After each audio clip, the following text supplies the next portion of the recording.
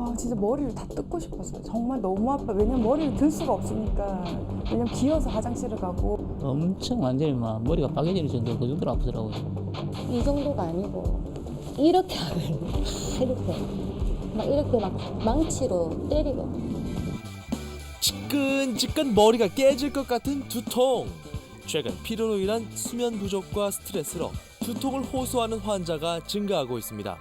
대부분 두통이 생기면 그냥 일시적인 증상으로 여기고 진통제에 의존하거나 방치하는 경우가 많은데요. 만약 두통이 계속 지속되거나 반복된다면 뇌혈관 이상이나 다른 원인의 질환이 없는지 정확한 진단과 치료가 필요합니다. 이번 시간에는 두통에 관한 모든 것 알아봅니다.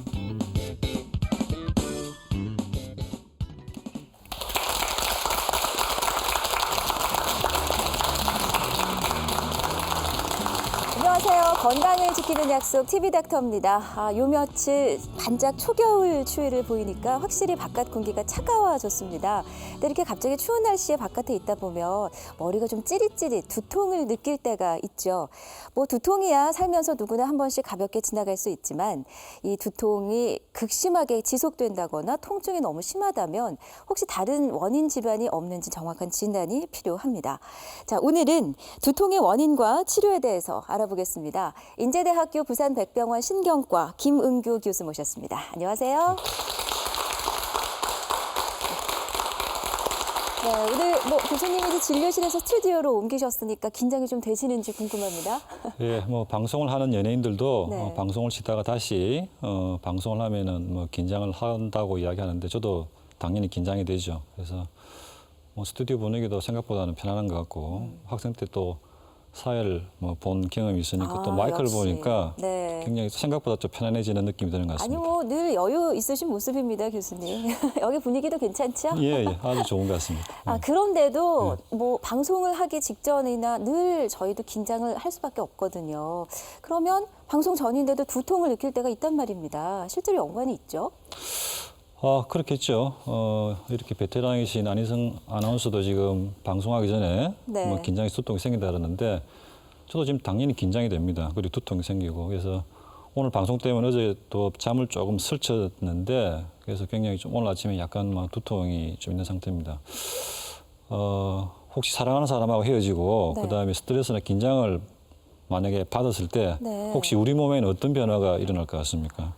사랑하는 사람과 헤어질 때. 네, 혹시 안희성 아나운서는 굉장히 이쁘셔갖고 그런 경험 없으실 것 같은데. 네, 갑자기 없는 질문을 하시는데요, 교수님. 저는 뭐 그런 사태가 발생할까 봐 아주 일찌감치 그냥 꽉 잡았죠. 네. 그렇죠.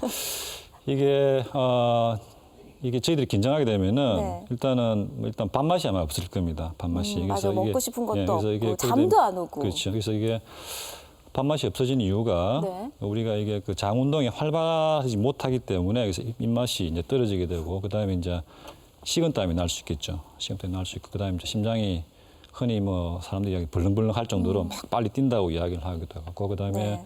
저희들은 이제 느끼지 못하지만은 이렇게 동공이 또 축소가 되는 증상이 생기기도 합니다. 그런가요? 그래서 이게 이제 이런 모든 증상들은 이제 자율신경계 기능의 이상 때문에 이제 생기는 거죠. 그래서 거짓말 탐지기 같은 경우에도 사실 이러한 그 우리 몸에서 일어나는 이런 미세한 변화를 탐지하는 것인데 자율신경이라고 하는 건 저희들이 인위적으로 조절할 수 있는 부분이 아니고 하기 때문에 거짓말할 때는 우리 몸에서 이렇게 변화가 일어나게 되는데 그래서 탐지기도 하는 거죠. 그렇죠. 그래서 이런 미세한 변화를 통해서 거짓말하는 경우에는 그런 것들이 변화가 일어나기 때문에 그런 미세한 변화라도 이제 탐지하는 것이 이제 거짓말 탐지기입니다. 네.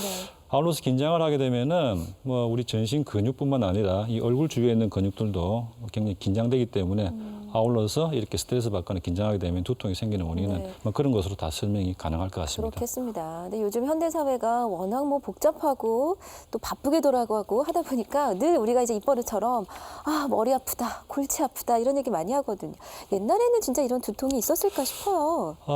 그래서 신화에 그 제우스 아시죠? 네. 그 제우스는 인간과 그 신의 아버지라고 이야기하는데 이런 제우스도 두통으로 고생을 했다고 합니다. 그리고 고대 이집트의 그 파피루스 아시죠? 그 옛날에 그 종이 처음 종이인데 그래서 파피루스도 보면은 두통 때문에 지긋지긋하게 두통이 있었다는 그런 것이 나올 정도로 두통 굉장히 그 오래된 증상 중에 하나입니다. 네. 혹시 사람 중에서 두통을 처음으로 경험한 사람 혹시 누구라고 생각하세요? 사람 중에서요? 예, 예, 예. 아니 그렇게 오래된 역사라면 글쎄요, 누굴까요? 제가 생각에는 네. 뭐 아마 이브 같습니다. 아담 이브의 이브요? 아담과 이브. 왜냐하면은 아. 그 이브가 그 에덴 동산에서 그 뱀의 유혹에 빠져서 그 무화과를 먹을까 말까 고민했을 때 굉장히 스트레스를 받고 한번 긴장했을 것 같은데 아마 제가 생각하는 그때 굉장히 두통이 있었을 것 같아요. 네. 그래서 아마 제가 생각에는 그 사람 중에서 이렇게 두통을 처음 경험한 사람은 아마 이브가 아닐까 이런 생각이. 아담은 그냥 생각 없이 그냥 뭐 아담은 모르겠고 이브가 제가 보기엔 아마 그런 그 좀 최초에 아마 두통을 경험한 사람이지 않을까 생각합니다. 네. 그러면 사실 우리 두통이라면은 우리 굉장히 이제 안 좋다, 나쁘다고 생각하는데 일단 아프니까. 예, 어떻게 생각하세요? 이 두통이 꼭 나쁘다고만 생각이 드시는지? 아니 뭐 두통이 없는 것보다 당연히 두통 있는 게 안 좋지 않나요, 교수님? 그렇죠. 우리가 뭐 단순하게 생각할 때는 뭐 두통이 있다 그러면은 굉장히 아프기 때문에 너무 싫다, 나쁘다고 생각하지만은 우리 몸의 그 방어 기전을 생각할 때는 네. 이 두통이라는 거는 굉장히 좋은 면이 가질 수가 있습니다.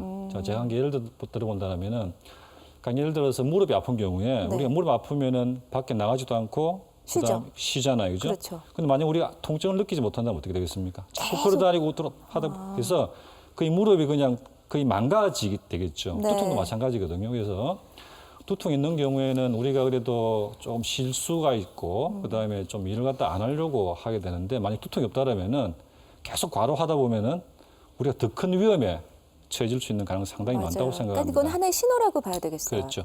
그러면 두통이 생긴 그 환자들의 표현이 글쎄 저는 막 망치를 뒤에서 때리는 것 같다, 바늘로 찌르는 것 같다 이런 표현을 많이 들었거든요. 실제로 어떻게 호소를 합니까? 사실 뭐 영어 표현은 딱 단어 한 가지입니다. 네. 그 헤드이라고 해서 헤드하고 에이크 그래서 머리가 아프다는 머리가 아픔. 예, 그거 네, 아픔으로 그러는데 심플합니다. 사실 제가 이렇게 두통 환자를 많이 진료를 할 때 보면은 사실 젊으신 분들은 그 굉장히 뭐 말씀하시는 게 굉장히 그 다양해요. 심플하시고 아, 그다음에 심플합니까? 예, 굉장히 네. 이해하기 쉽게 말씀하시는데 그 연세 드신 분들 같은 경우에는 굉장히 다양하십니다. 그래서 어떡해요? 보면은 뭐 우리하다, 아, 우리하다. 뭐 숨북거린다, 에? 뭐 한다? 숨북거린다. 모르시잖아요, 그죠? 저는 이제 하도 이제 많이 들어서 이제 그거 알게 된 숨북거린다, 네. 그다음 아린다, 아린다. 찌릿찌릿하다. 이런 굉장히 표현이 굉장히 다양합니다. 네. 그런데 제가 제일 그 황당했던 거는 뭐냐면 제가 그 공보의 생활을 전라도에서 했는데 네. 어느 날 할머니가 오셔서 머리가 거식에서 왔다. 딱 맞는 표현이네요. 아니, 저는 뭐 그 당시에는 사실 뭐 어떤 뭐 내용이 전혀 몰랐죠. 그래서 옆에 같이 진료보는 뭐 우리 간호사한테 물어보기도 했지만은 네. 그래서 제가 거식이라는 단어 한번 찾아봤습니다.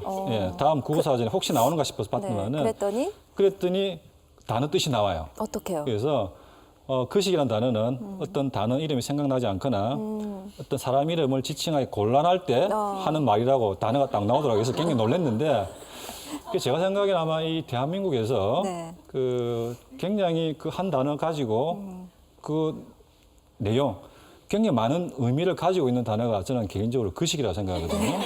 그래서 되게 유용한 단어입니다. 예, 그래서 네. 혹시 황산벌 영화 보셨어요? 아직 못 봤어요. 네. 네. 그래서 이게 황산벌의 이문식 그 배우의 극중 이름이 거식이거든요. 그렇죠, 그렇죠. 그다음에 그 대화 내용도 굉장히 거식이 많이 나오는데 그래서 굉장히 전라도에 있으면서 거식이 굉장히 네. 그 친근해졌고 요즘이야 뭐 조폭 영화도 보면은 형님 쫓게 거식합니다.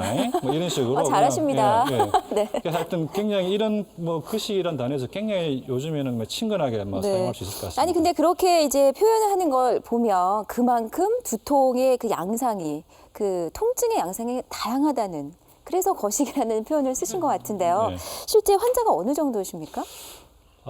사실 이게 두통은 일생 동안에 사실 경험을 한 번도 안 하고 넘어갈 환자가 없을 정도로 굉장히 그럴 것 같아요. 많죠. 예. 많죠. 근데 사실 평생을 살아가면서 두통을 경험하지 못했다라면은 제가 생각에는 딱 두 부류가 있을 것 같아요. 인간이 아니거나 인간이 아니다. 두 번째는 뭐 통증을 느끼지 못하는 뭐 굉장히 뭐 선천적인 질환을 네. 즉 앓고 누구나 있거나. 두통은 예. 경험한다. 네, 그래서 뭐 자료에 의하면은 한 90% 이상 그 사람들이 뭐 두통을 일생 살면서 경험을 한다고 돼 있고 네. 그리고 여자들이 조금 남자 좀 많다고 이야기하고 그런 것 있습니다. 같아요. 그래서 네.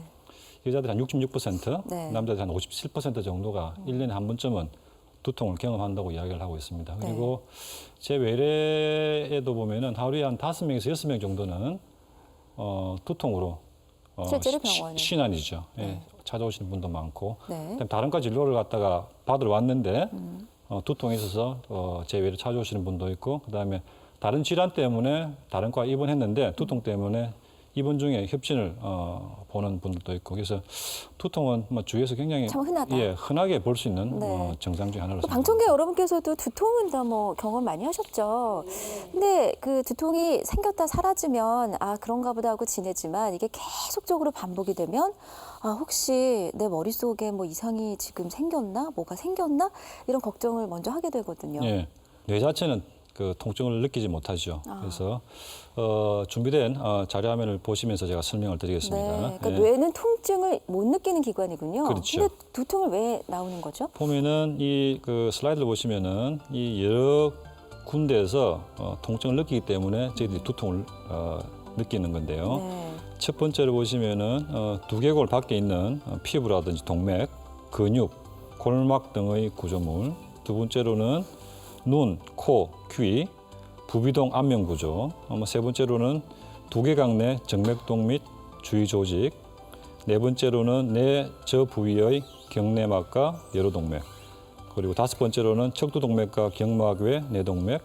여섯 번째로는 뇌신경과 상부 경추신경. 이러한 다양한 부위에 이상이 생기는 경우에는 저희들이 두통을 호소할 수 있는 거죠. 네. 근데 보통 우리가 뭐 두통하면 머리가 지끈지끈 한쪽, 특히 한쪽 머리가 그럼 편두통을 이렇게 동일 개념으로 생각하게 되는데 이게 어떻습니까? 일단은 뭐 두통을 저희들이 이제 편두통하고 같이 보지는 않습니다. 보지는 않고 하기 때문에 그렇지만은 그 편두통에 이제 그 우리가 일상적으로 이야기하는 긴장성 두통보다는 통증 강도가 좀 심하기 때문에 두통이라고 하면은 일단은 뭐 편두통을 많이 생각할 수 있을 것 같은데 네. 사실 편두통은 그 긴장성 두통보다는 그 빈도가 많지는 않습니다. 그래서 보통 한 20% 정도 우리가 보통 이야기를 하고 있는데 그래서 보통 그 여자가 좀 많아서 그 한 20% 그다음에 남자 같은 경우에는 한 7% 정도가 우리가 그 편두통을 앓고 있다고 이야기를 합니다. 네.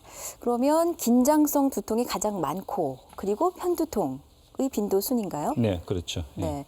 자, 편두통을 앓고 계신 40대 여성 만나보겠습니다.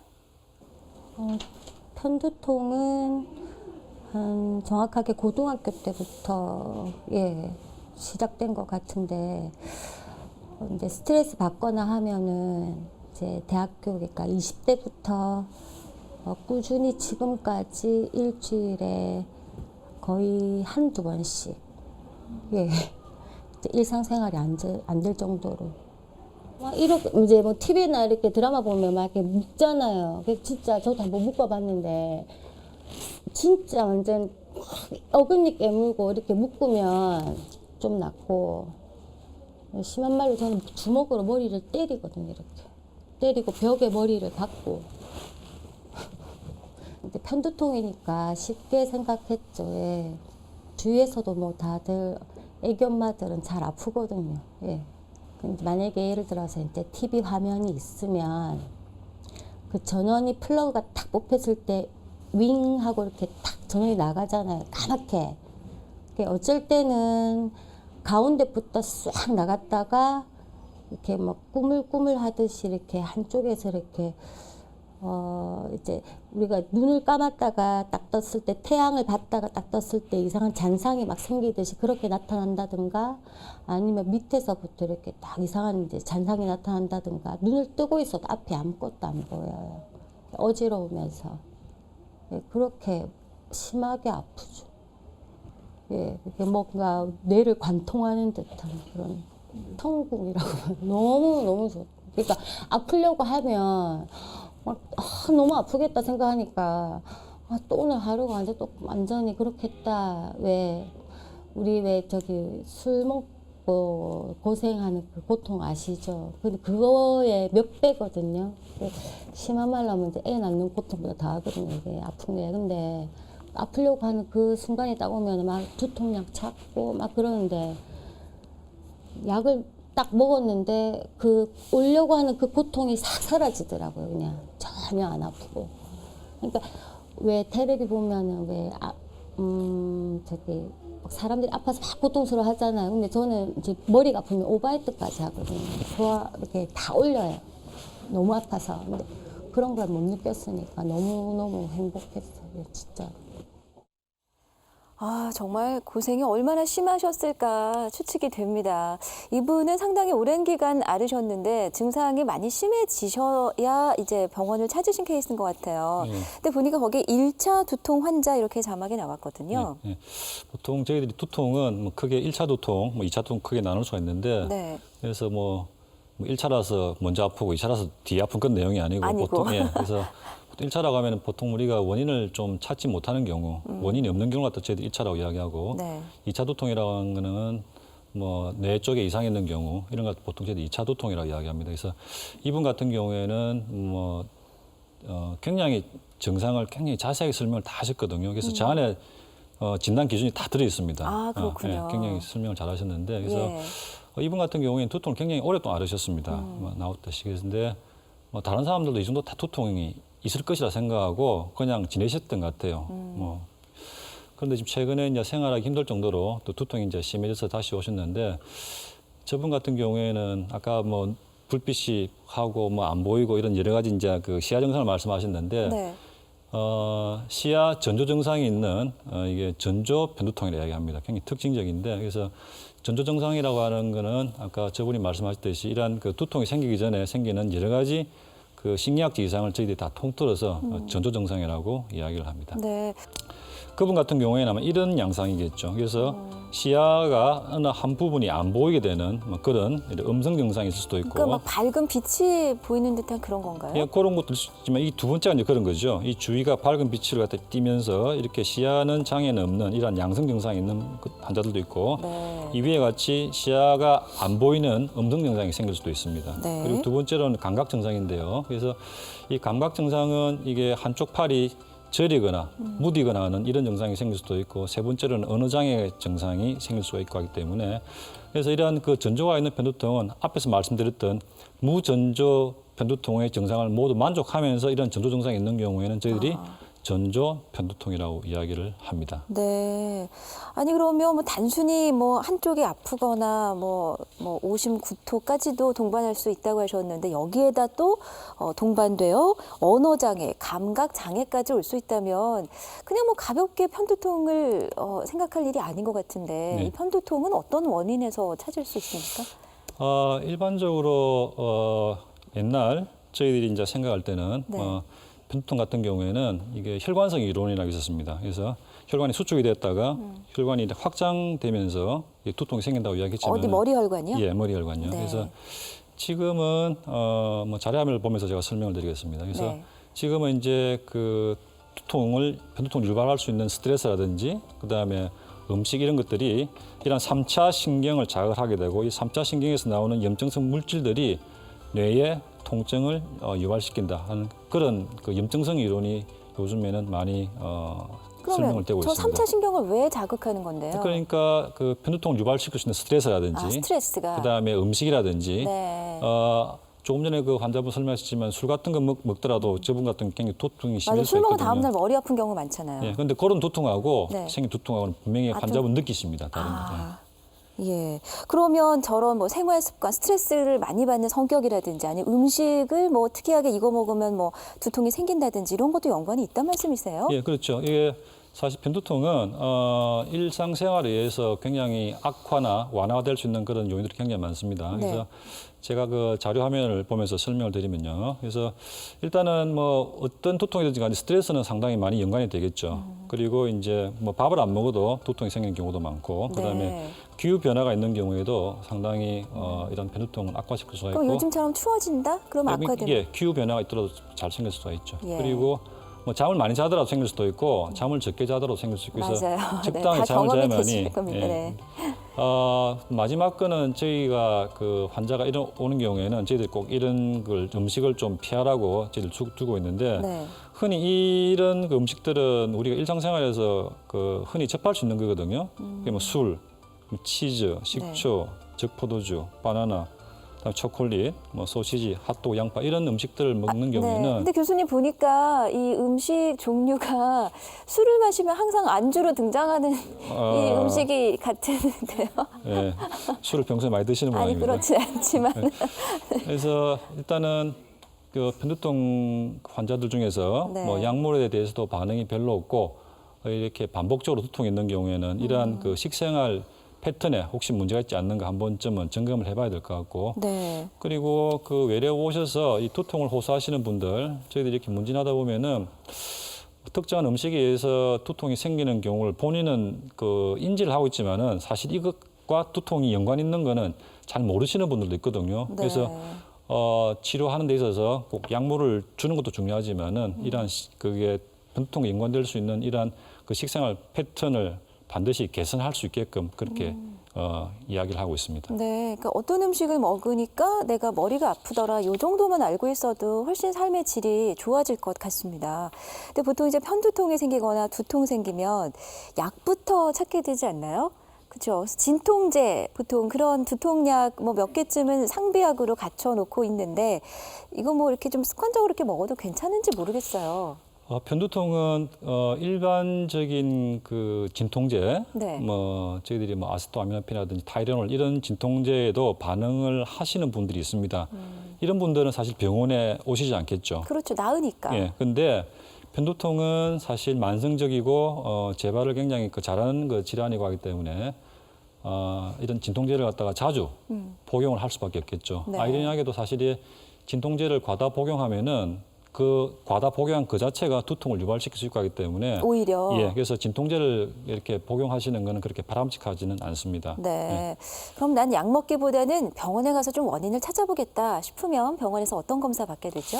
예, 일단은 지금 그 저희들이 그 아까 설명을 드렸지만은 그 두통의 원인 중에서 가장 많은 것은 일차성 두통, 즉 우리가 원인을 모르는 경우가 상당히 많습니다. 그래서 저희들이 그 환자 왔을 때 문진이라든지 그다음에 신경학적 검사를 통해서 거의 대부분의 그 두통의 원인은 저희들이 어느 정도는 구별이 가능합니다. 그래서 편두통 같은 경우에도 그 환자가 이야기하는 그런 그 병력이 굉장히 중요하게 우리가 진단할 수 있는 데 굉장히 도움이 되겠죠. 그래서 이 화면은 일단은 그 팔을 들어보라는 거는 근력의 이상이 있는지 없는지 보는 거고, 그다음에 얼굴 감각을 그 테스트를 하고, 그다음에 그 뇌신경 검사를 하고 있습니다. 그래서 네. 이러한 그 얼굴의 감각이라든지 그 뇌신경 이상이 있는 경우에는 머리 쪽에 이상이 있기 때문에 MRI를 찍어봐야 되겠고, 이 화면은 지금 동공을 보는 건데 동공에 축소가 있다든지 안 그러면은 빛 반사에 이상이 있는 경우에는 그 뇌지주막과 출혈이라고 하는 굉장히 심각한 질환이 있을 가능성이 많기 때문에 이런 경우에는 저희들이 응급으로 뇌혈관 촬영을 합니다. 네. 이 사진은 지금 두통 있는 환자를 MRI 촬영을 하는 건데요. 이 MRI 검사가 필요한 환자들은 2차성 두통을 갖다가 즉 원인이 있는 그 질환을 알아보기 위해서 저희들이 MRI 검사를 하고 있습니다. 그렇지만은 그 문진이라든지 그다음에 그 병력 청취 그리고 신경학적 검사상에서는 우리가 어느 정도는 2차성 두통을 어느 정도 감별할 수 있고 하기 때문에 그 2차성 징후가 보이는 환자들은 저희들이 당일 응급으로 MRI 촬영을 해서 당일 크게 이상이 있는지 없는지는 저희들 확인을 하고 있습니다. 네. 이렇게 여러 가지 이제 검사를 하는 이유는 혹시 뇌에 이상이 있을까 봐 그 원인을 찾아내기 위해서 검사를 다양하게 거치네요. 네. 그런데 뭐 큰 이상은 없고 그냥 단순한 편두통이다라는 진단이 나오게 되면 어떤 치료를 받게 되죠? 예, 일단은 편두통의 가장 기본적인 그 치료 원칙은 약물 치료입니다. 네. 그래서 그 자료화면을 제가 보면서 설명을 드리면은 크게 처음에 말씀드렸지만 일단은 일반 진통제에도 그 굉장히 반응이 좋기 때문에 일반 진통제를 투여하기도 하고, 요즘에는 이런 트립탄이라는 약물을 많이 쓰게 됩니다. 이 트립탄 약물이라고 하는 거는 굉장히 종류가 다양합니다. 그래서 어떤 환자는 A라는 약물에 반응이 있을 수도 있고, 어떤 환자는 또 B라는 약물에 반응을 있을 수 있고 하기 때문에 A라는 약물이 반응이 없는 경우에는 우리가 B라는 약물을 갖다 서로 그 바꿔서 이제 투여를 하기도 합니다. 그리고 뭐 먹는 약이 있을 수도 있고, 그다음에 주사제 있을 수도 있고, 그리고 그 코에도 뿌리는 뭐 약물도 있을 수 있기 때문에 굉장히 종류가 다양하고, 네. 그렇지만은 뭐 임신이라든지 그다음에 고혈압 환자, 그다음에 심장 질환이 있는 경우에는 이런 약물을 쓸 수가 없습니다. 네. 세 번째로는 굉장히 오래된 약물입니다. 엘고트라는 약물인데 엘고트? 예, 이 트립탄이라는 약물이 나오고 난 다음에는 요즘엔 거의 쓰지가 않습니다. 부작용도 많고 하기 때문에.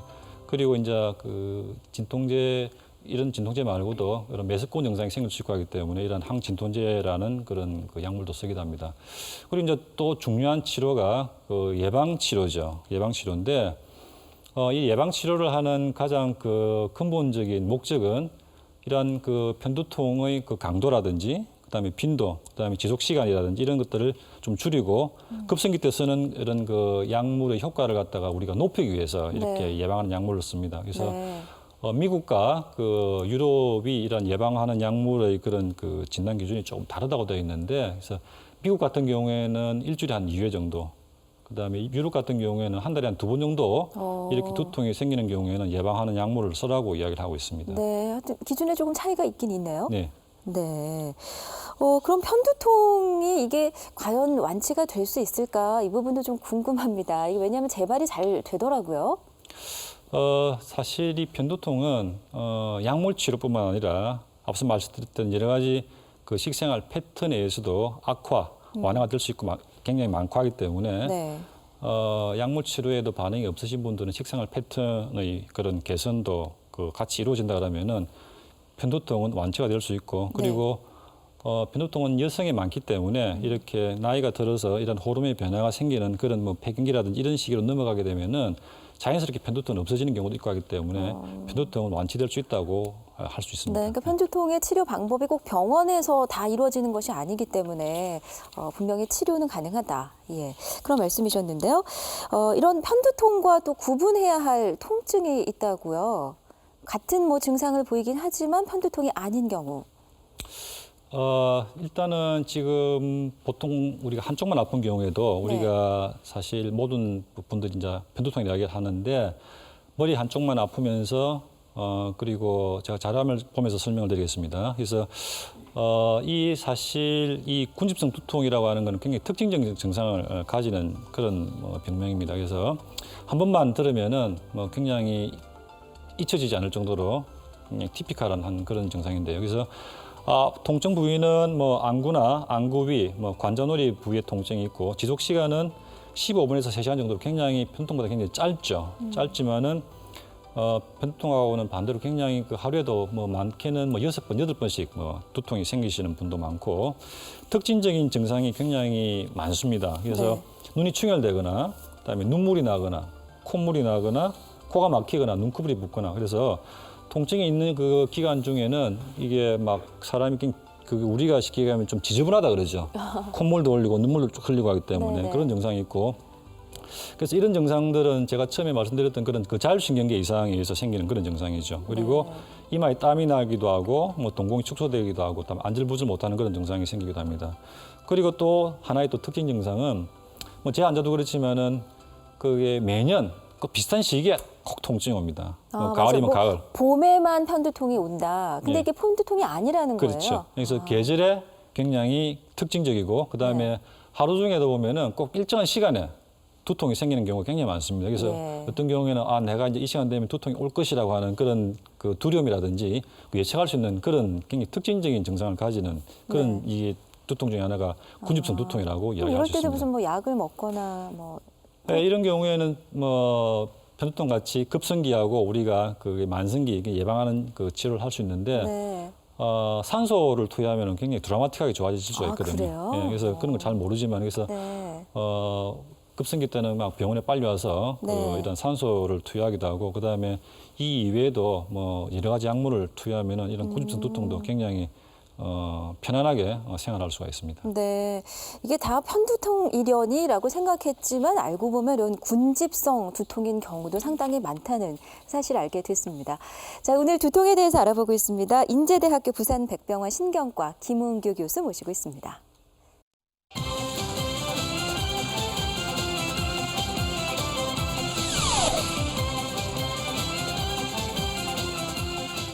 네, 앞서서 원인을 잘 알 수 없다면 1차성 두통, 원인 질환이 있다면 2차성 두통이라고 구분을 해주셨는데 사실 증상만으로는 우리 스스로 구분하기는 쉽지 않을 겁니다. 그냥 별 큰 문제 없는 두통이려니 하고 방치했을 경우에 혹시 어떤 결과가 나타나는지요? 제가 오늘 뭐 빨간불, 노란불 많이 이야기하고 네, 있는데 약간 겁 주셨어요.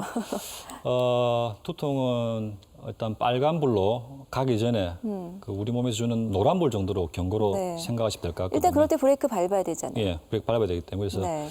일단 노란불이 우리가 왔을 때는 일단은 병원에 와서 그게 빨리 진단이나 치료를 받아야 되겠죠. 네. 그런데 두통이 있음에도 불구하고 이런 병원에서 빨리 진단 치료를 받지 못한 경우에는 특히 2차성 두통, 즉 동맥박리라든지 그다음에 뇌정맥 혈전증, 뇌출혈, 그다음에 뇌종양 같은 이런 우리 몸에 굉장히 심각한 이상을 초래할 수 있는 그런 질환들을 진단을 굉장히 늦게 되고 그다음 치료도 늦게 하기 때문에 네.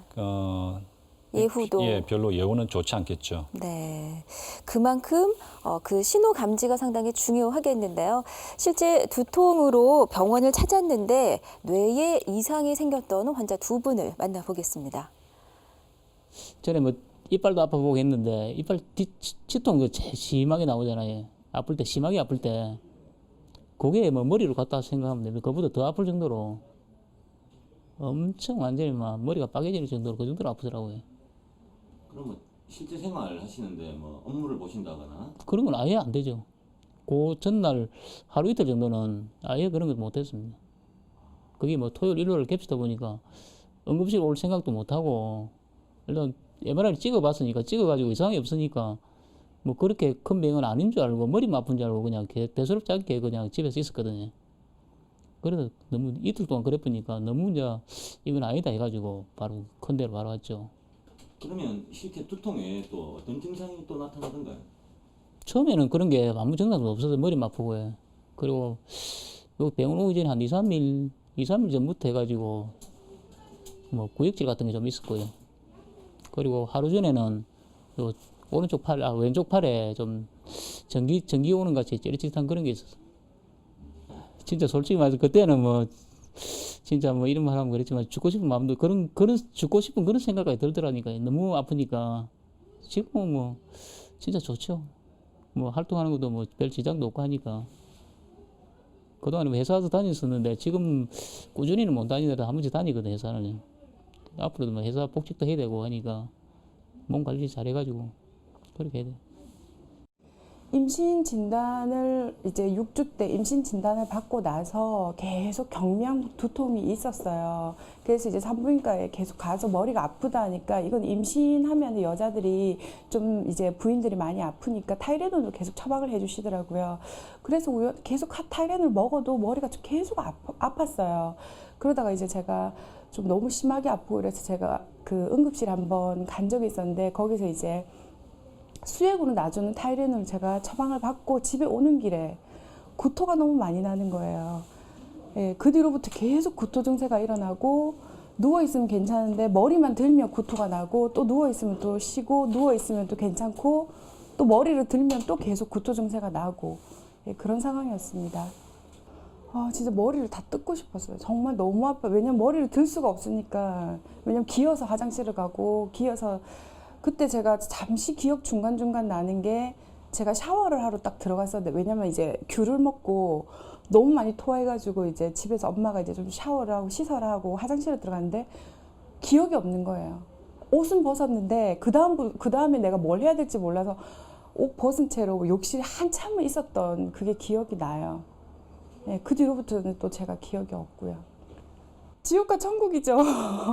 그때는 머리가 들 수 없어서 정말 기어다니고 머리를 이제 바닥에 두고 이제 기어서 화장실을 가고 제가 소변도 제 스스로 할 수가 없었던 상황이었으니까요.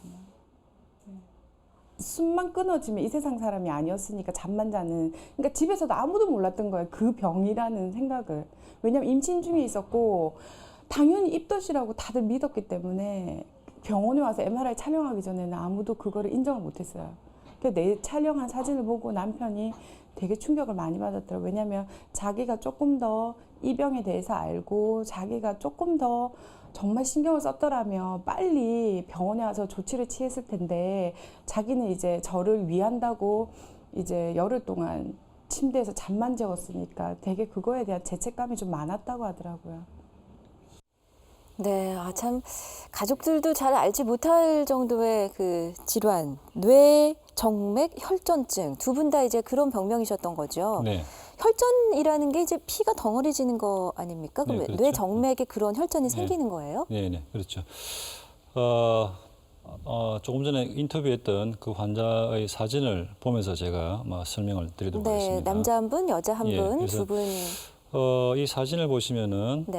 이 첫 번째는 그 두 번째 나왔던 여성분 사진입니다. 그래서 중간에 보시면은 이렇게 희게 보이는 부분이 있거든요. 네. 그래서 이 대칭적으로 있는 부분인데 아까 인터뷰 중에서도 보면은 잠만 잤다고 이야기되어 있었는데 이 부위가 시상이라는 부위고 이 부위는 우리 몸의 의식을 담당하는 부위가 하기 때문에 이 양쪽에 이상이 있는 경우에는 계속 잠만 자는 그런 증상을 챙길 수가 그럼 있죠. 흰색으로 나오는 것 자체가 이상이 있다는 건가요? 그렇죠. 이게 보면 일단 이게 이상이 있는 거죠. 네. 그리고 오른쪽 사진은 그 피가 얼마큼 잘 가는지 그 내 혈관 촬영을 한 사진입니다. 네. 이 보시면 이쪽은 피가 잘 가죠. 네. 근데 이 반대편은 전혀 가지가 않습니다. 그래서 이게 다 혈전이 지금 있다는 이야기고 이건 옆에서 본 사진인데 예. 이 중간에도 이렇게 피가 가야 되는데 전혀 가지가 않습니다. 그래서 이런 MRI 소견, 그다음에 그 혈관 촬영 소견으로도 이 환자는 뇌정맥 혈전증에 굉장히 합당한 네. 그런 소견이었고 예. 두 번째 사진을 보시면은 처음에 인터뷰하신 환자분인데 남자분이시죠? 이분은 다른 병원에서 MRI를 촬영을 하고 이상이 없다고 말씀을 듣고 오셨어요. 네. 그런데 저한테 왜 이래 오셨고 그리고 제가 진찰을 하고 이제 사진을 찍기 위해서 기다리고 있는 중에 갑자기 그 왼쪽 팔이 막 저리시다고 말씀을 하셔갖고 그 바로 그냥 그 MRI씨가 사진을 찍고 그다음에 저희들이 입원을 시켜서 치료한 진료 케이스인데 중에 그런 증상이 와서요. 예. 그래서 오히려 다행이네요. 그 병원에서 사진을 보시면은 이 MRI 사진을 보시면은 이 왼쪽과 비교해서 오른쪽이 희게 보이는 부분이 있습니다. 예. 그래서 이게 희게 보이는 부분은 피가 안감으로 해서 생기는 그런 그 소견이 되겠고, 그다음에 오른쪽 사진은 그 뇌 혈관을 촬영한 사진인데 이렇게 혈류가 잘 가야 되는데 네. 그게 연결되지 않거든요. 그래서 이런 사진을 두 아이 사진을 미뤄봤을 때도 이 두 환자는 뇌정맥 혈전증에 굉장히 합당한 그런 소견이었습니다. 그래서 그 여성분의 경우에는 임신 중에 발견이 된 거잖아요. 네. 뇌정맥 혈전증. 임신과 어떤 연관이 있습니까? 예, 당연히 연관됩니다. 네. 예, 연관되고 그래서 이런 뇌정맥 혈전증은 우리가 흔히 이야기하는 그 동맥에 이상이 생기는 그런 뇌경색과 좀 다르죠. 정맥에 이상이 생기는 것이고 하기 때문에 환자의 대부분 한 75% 이상이 두통을 호소하는 걸로 되어 있습니다. 젊은 여자에 좀 많다고 되어 있고 그리고 원인으로는 암이라든지 그다음에 그 감염 쉽게 얘기하면은 뇌측수염이라든지 그다음에 외상, 탈수, 백혈병 이러한 여러 가지 원인에 의해서 생길 수가 있습니다. 네. 그래서 임신 같은 경우에도 그 임신 중에는 그 혈액이 과응고 상태가 되기 때문에 그래서 이런 그 뇌정맥 혈전증이 생길 수가 있죠. 그래서 뇌정맥 혈전증은 한 85%에서는 이런 원인을 가지는 경우가 많습니다. 나머지 15%는 원인을 찾지 못하는 경우가 있는데 저희 국내에서 이런 뇌정맥 혈전증 원인을 갖다 분석해 본 결과로는 외국과 다르게 원인을 좀 찾지 못하는 경우가 저희 나라에 좀 더 많았던 그런 것 같습니다. 예. 이럴 때는 한번 두통 검사를 받아봐라. 뇌에 질환이 있을 수도 있겠다. 좀 의심된다. 그런 거 좀 가르쳐 주세요. 굉장히 중요한 질문이신 것 같아요. 아마 네. 오늘 이 두통 이게 강좌 중에서 꼭 한 번쯤은 기억을 하셔야 될 네. 그런 내용 같습니다. 그래서 네, 유심히 보겠습니다. 제가 그래서 자료를 준비해서 보여드리겠습니다. 네. 자, 첫 번째로는 두통이 이전의 두통과는 다른 새로운 두통이 갑자기 시작됐을 때, 두 번째로는 두통이 수위로 혹은 수제에 걸쳐서 점차 심해지는 경우.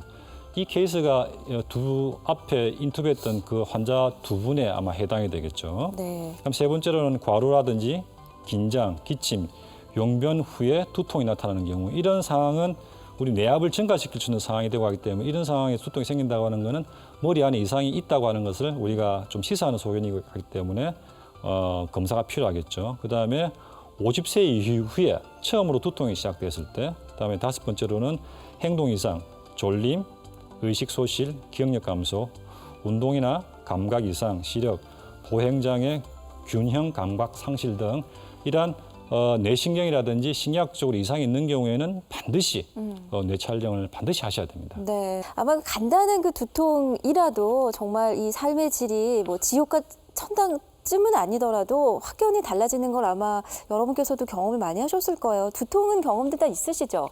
네. 오늘 어떤 점이 궁금하신지 직접 질문하실 수 있겠습니다. 네, 해주시죠. 가끔 화장실에서 배변을 보거나 물건을 들 때 네. 갑자기 머리에 뭐 두통이 심하게 일어나거든요. 그리고 머리가 찢어지듯이 아파요. 네. 뇌에 이상이 있나 싶어서 MR을 찍어봤는데 아무 이상이 없다고 합니다. 왜 이런 두통이 계속되는지 궁금합니다. 주로 일상생활에서 좀 힘을 줄 때 네. 이렇게 두통이 나타난다. 네네. 근데 MRI상은 괜찮다. 왜 그렇죠? 제가 아까 반드시를 강조하면서 제가 꼭 검사를 받아봐야 될 그런 증상 중에 하나가 구토라든지 뭐 무거운 것을 들 때 두통이 생기는 그 예를 들었는데 그런 경우에는 이 뇌압을 증가시킬 수 있는 그런 상황입니다. 그래서 그런 경우에는 반드시 이제 검사를 받아봐야 되겠고 제가 부부 생활할 때 어떠냐고 물어본 이유는 다른 게 아니고 그 부부 생활할 때도 이렇게 극심한 두통을 생길 수가 있습니다. 그래서 그런 경우에는 우리가 뇌 지주막과 출혈이라고 하는 굉장히 위중한 그 병이 있습니다. 그런 경우에는 빨리 병원에 와서 진짜 응급으로 검사를 해서 출혈이 된 부위가 만약 있다라면은 치료를 하셔야만이 이건 생명과 직결되는 부분이거든요. 네. 저희들이 흔히 우리가 그 복상사라고 이야기하는 것도 네. 이런 뇌지주막과 치료의 하나의 원인이 될 수가 있기 때문에 굉장히 위중한 질환이 될 수 있습니다. 네. 촌각을 다투는 그런 네. 예, 위급한 상황이 될 수도 있겠네요. 네. 자, 한 분 더 질문을 받아보겠습니다. 어떤 점 궁금하세요? 초등학생 아이가 있는데 머리가 아프다고 해서 처음에 깨병인 줄 알았는데 자주 아프다고 합니다. 네. 치료가 필요한 건가요? 또 아이들도 그 두통약을 먹어도 되는지 궁금합니다. 네. 그 아이들에게도 이렇게 두통 또는 편두통 이런 거 올 수 있는지요? 어른들과 다르게 그 소아에서는 이래 편두통 환자들이 이렇게 배가 아프다고 많이 이야기를 하거든요. 그래서 보통 그 부모님들이 애들이 학교 가기 싫어서 저렇게 꾀병을 하지 않는가 이렇게 생각할 수 있는데 그래서 사실 이렇게 반복적이고 그다음에 그 토하는 것이 이렇게 자주 생기는 경우에는 그 소아 편두통 한번 의심을 하셔야 되고 또 기질적 원인이 있는가 반드시 확인을 해보셔야 됩니다. 뭐 제가 아는 그 지인의 그 애도 지금 취학 전에 유치원을 다니고 있는데 갑자기 그냥 두통이 있어서 병원을 가보니까 혈압이 굉장히 많이 올라갔다고 이야기해서 검사를 받아보니까 다행히 이제 이상이 없다고 나왔는데 그래서 예. 이 소아 같은 경우에는 그냥 단순하게 두통을 있다고 그냥 약을 드리는 것보다는 기질적인 원인이 있을 것 같기 때문에 반드시 제가 보기에는 그 검사를 받아보시고 난 다음에 약물 투여하시는 게 안전할 것 같습니다. 네. 좀 꼼꼼하게 체크할 필요가 있겠습니다, 어머님. 네. 보통 그 통증 머리 아프면 보통 어떻게 하시나요? 이렇게 저는 관자놀이를 이렇게 눌러보기도 하고 어떤 분은 진짜 왜 머리를 이렇게 끈으로 싸매서 그냥 있는 한껏만 이렇게 묶어 놓으면 그럼 좀 괜찮은 것 같다. 실제 효과가 있는 것 같아요, 교수님. 두통이 제가 처음에 말씀드렸던 이러한 전신의 근육 긴장, 그다음에 얼굴 근육이 긴장이 되기 때문에 네. 그것도 어느 정도 이렇게 머리를 동여맨다고 하는 거는 어느 정도의 제가 보기에는 마사지 효과로 보시면 될 것 같습니다. 그래서 예. 두통은 일상생활에서 굉장히 흔히 접하는 그런 증상이 가기 때문에 두통을 예방하는 습관을 제가 그 자료 화면을 준비했습니다. 자료 네. 화면을 보면서 제가 자, 설명드리겠습니다. 두통을 이렇게 해서 예방할 수 있다. 자, 두통 음식, 두통을 유발하는 음식, 편두통에서 제가 말씀드렸죠, 그죠? 그래서 이런 여러 가지 음식들은 먹었을 때 두통이 생긴다 그러면은 한 번쯤은 뭐 피하셔야 될 것 같고, 맛있는 거 많은데요. 그다음에 스트레스를 관리를 하셔야 될 것 같고, 그다음에 규칙적인 운동을 하셔야 될 것 같고, 네. 그다음에 수면을 일정하게 우리가 잘 수 있는 그런 수면 습관을 유지하셔야 될 것 같고, 그다음에 카페인은 이게 그 섭취를 많이 하다가 먹지 않는 경우에는 금단 두통을 유발할 수 있기 때문에 카페인 섭취는 되도록 피하시고 네. 그다음에 목이나 턱관절, 관자놀이 주위의 근육 긴장 완화할 수 있는 그런 스트레칭이 필요할 것 같고 그리고 아무리 내가 약을 먹어도 두통이 좋아지지 않는다. 네.